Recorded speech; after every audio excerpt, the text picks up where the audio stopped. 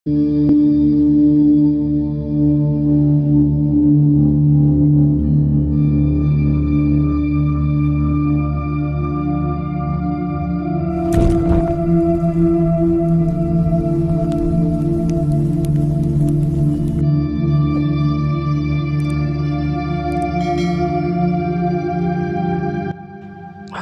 araw mga ka-horror at welcome back nga palang muli sa aking channel.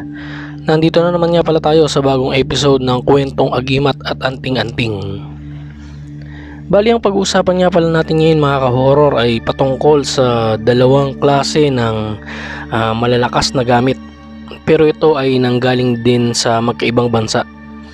Bali, ito yung leklay ng Thailand at yung isa naman ay yung mutya na nanggaling sa Pilipinas. Bali, gagawa natin ito ng isang malalim na paghahambing. Sa mundo ng mga mahihiwagang gamit, dalawang pangalan ang madalas na umaalingaw-ngaw sa usapan ng mga albularyo, espiritista at kolektor ng mga pambihirang bagay. At ito nga mga ka-horror, yung leklay at mutya. Magkaibang pinagmulan, magkaibang kultura, ngunit pareho ang layunin, magbigay ng proteksyon, gabay at swerte sa mga taong nagtatanga nito. Bali, sa paghahambingan na ito mga ka-horror ay susiriin natin ang kanilang pinagmulan, kapangyarihan, hirap makamtan at ang mga panganib at benepisyo ng bawat isa. So unahin na natin mga ka-horror yung pinagmulan. Ang leklay ay nagmula sa kultura ng Thailand, Laos at Cambodia. Ito ay itinuturing na living metal o buhay na bato na matatagpuan sa mga kuweba, kadalasang nasa loob ng mga bundok na itinuturing na sagrado. Sinasabi na maaari itong gumalaw o magbago ang hugis at tanging piling monghe o espiritual na guro lamang ang may kakayahang kumuha nito gamit ang espesyal na ritual at dasal. Ang prosesong ito ay napakadelikado, kaya napakabihira ang tunay na leklay na makikita natin dito sa mundong ibabaw. Ang mutya naman mga ka-horror sa kabilang banda ay mas kilala sa kulturang Pilipino. Isa itong likas na hiyas o bato na karaniwang galing sa kalikasan, mula sa mga loob ng kuweba, sa mga kabibe, sa mga ugat ng puno, o maging sa katawan ng mga kakaibang hayop. May mga mutya ring sinasabi na ito raw ay kaloob ng mga engkanto o diwata sa mga taong kanilang pinagkakatiwalaan. Sa bawat uri ng mutya, may partikular na kwento at pinagmulan na kaugnay ng kalikasan. Pero tulad ng leklay, napakabihira din ng talagang totoong mutya na mahanap dito sa mundo at talagang kailangan pagtuunan ng mahabang oras sa paghahanap. So dumako naman tayo mga ka-horror sa kapangyarihan at gamit. Ang leklay mga ka-horror ay pinaniniwala ang nagbibigay ng malakas na proteksyon laban sa pisikal na panganib. Maraming kwento ang nagsasabing kayang pigilan nito ang bala, kutsilyo at malulupit na aksidente. Bukod pa rito, sinasabing nagpapalakas din ito ng espiritual na enerhiya, nagbibigay ng lakas ng loob at nagpapalayo sa masasamang espiritu. Samantalang ang mutya naman mga ka-horror ay may mas malawak na saklaw ng kapangyarihan. May mutya ng tubig na nagbibigay ng kasaganahan at kalusugan, mutya ng hangin na nagbibigay ng talino at bilis, mutya ng apoy na nagdadala ng tapang at sigla, at mutya ng lupa na nagbibigay ng proteksyon at katatagan. Depende sa uri. Ang mga mutya ay maaaring magdala ng swerte sa negosyo, mag-akit ng pag-ibig at magbigay ng proteksyon laban sa mga nilalang na masasama na nakapaligid sa atin. Pagdating naman sa ritual at pag-aalaga mga horror, ang leklay ay may mahigpit na alituntunin sa pagmamay-ari nito. Kadalasan may kasamang panata o vow na dapat sundin ang nagmamay-ari, tulad ng pagbabawal sa pagkain ng ilang karne, pag-inom ng alak o paggawa ng mga masasamang gawain. Kailangan magdasal at magpakita ng respeto dito upang mapanatili ang bisa. Kapag nilabag ang mga panatang ito ay sinasabing nawawala ng proteksyon o dumadapo ang kamalasan. Sa mutya naman mga ka-horror ay mas simple ang pag-aalaga, ngunit iba-iba at nakadepende ito sa pinagmulan. May mutya na kailangan lang itago sa malinis at sagradong lalagyan. May iba na kailangan dasalan tuwing umaga. May mga mutya rin na kusang nagbibigay ng bisa basta hindi ito inaabuso at pinapabayaan. Meron ding mga mutya na ibinibilad sa kabilugan ng buwan at yung iba naman ay ibinababad sa langis para yung bisa nito ay mas lalong lumakas. So paano nga ba nakukuha ang mga gamit na ito mga ka-horror? Ang leklay ay isa sa pinakamahirap makakuha sa Southeast Asia.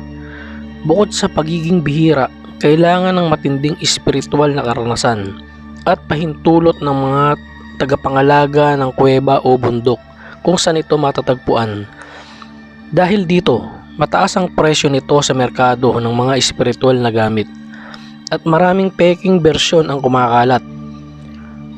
Ang mutya naman ay mas may tiyansang makakuha ng karaniwang tao.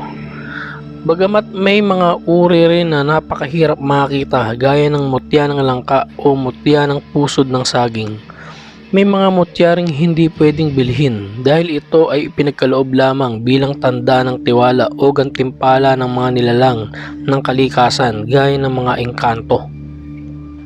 So pag-usapan naman natin mga ka-horror yung epekto ng leklay at mutya sa mga nagtatangan o sa may-ari.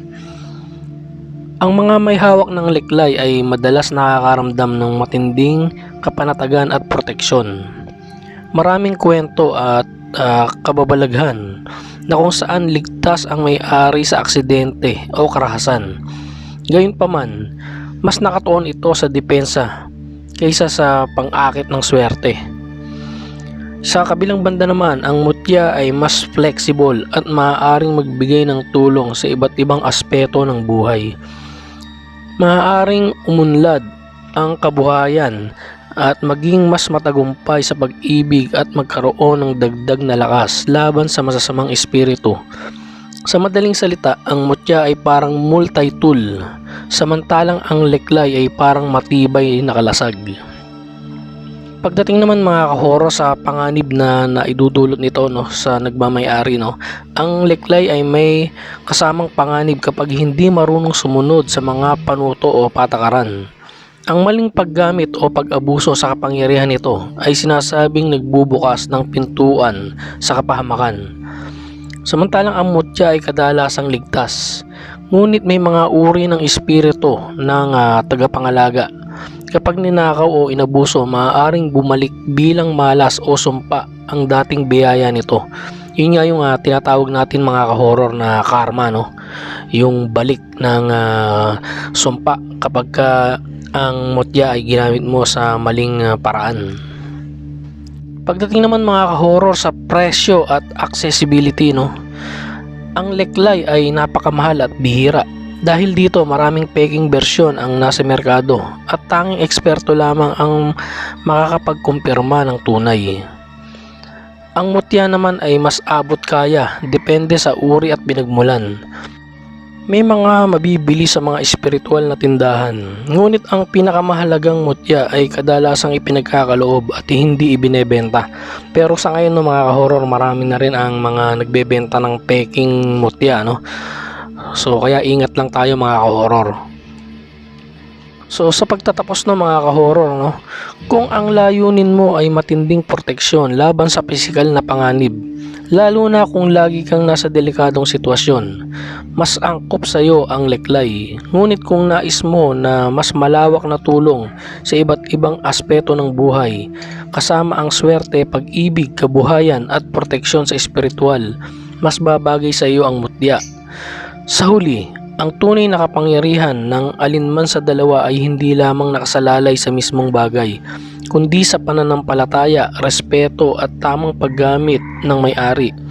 Dahil sa larangan ng kababalaghan, ang kapangyarihan ay hindi basta-basta binibigay. Ito ay pinapanatili at pinangangalagaan.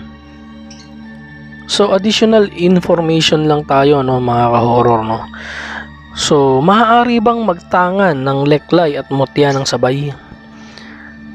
Ang sagot ko ay oo, maaari kang magtangan ng leklay at mutya ng sabay, pero may ilang bagay na dapat isaalang-alang para hindi magbanggaan ang kanilang bisa. Wala namang kasing direktang bawal sa kultura sa mga paniniwala sa Thailand at Pilipinas, at walang malinaw na utos na bawal magsama ang leklay at mutya. Magkaibang tradisyon at pinagmulan ang mga ito, kaya sa technical pwede silang magkasama. Ang isa lang sa posibleng magkaroon ng problema, no, kapag magkasama sila ay yung energy clash na tinatawag, o yung pagbabanggaan ng kanilang mga lakas. Sa leklay ay kadalasang malakas ang defensive energy, proteksyon laban sa pisikal na panganib. Ang mutya ay kadalasang may mixed energy, swerte, pag-ibig, negosyo, proteksyon at espiritual. Kung magkasama sila, siguraduhin na hindi pareho ang dominant focus para hindi mag-overlap o manghina ang bisa ng isa. Siguro, no, pinaka-safety, mga ka-horror, ano, ay kapag pinagsama natin ito, no, yung isang agimat, halimbawa na yung mutya ay nasa leeg, o yung leklay naman ay nasa bulsa, o vice versa, yung leklay ay nasa leeg o yung mutya ay nasa bulsa, kumbaga nasa pouch. Hindi sila rektang magkasama, pero tangan parehas nung nagmamay-ari. Pero pinakamainam pa rin, mga ka-horror, ano, ay mabuting ipaalam ito doon sa mga albularyo, monghe o espiritual na guro para mabasbasan ang pagsasama ng mutya at leklay. At konting babala lang, ano, mga ka-horror, kapag hindi mo sinunod ang alituntunin ng kahit isa sa kanila, pwede ring maapektuhan ang bisa ng dalawa. Sa mundo ng kababalagan, ano, ang respeto at consistency sa pag-aalaga ang susi para gumana ang alinmang gamit. At lagi nyong tatandaan, mga ka-horror, ang bisa ng gamit ay laging nakadepende sa magtatangan na tao, no? So hanggang dito na lang, mga ka-horror, at samahan nyo akong muli sa mga susunod ko pang mga kwento patungkol sa agimat at anting-anting. Maraming salamat po.